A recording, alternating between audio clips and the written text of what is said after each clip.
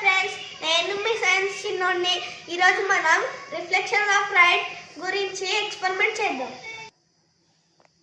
ఇప్పుడు చూడండి, నేను ఒక టార్చ్ లైట్ ఇంకొక ప్లేన్ మిర్రర్ తీసుకున్నాను. ఈ టార్చ్ లైట్ ఒక లైట్ని అద్దం మీద పడేటట్టు చేస్తున్నాను. ఇప్పుడు చూడండి, మిర్రర్ సర్ఫేస్ మీద లైట్ పడడం వల్ల అది బౌన్స్ బ్యాక్ అవుతుంది.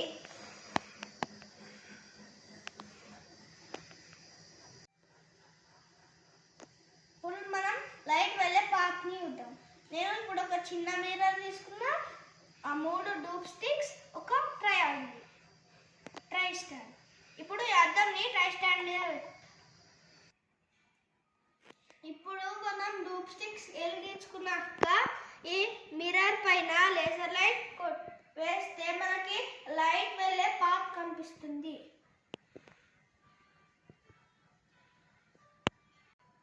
ఇప్పుడు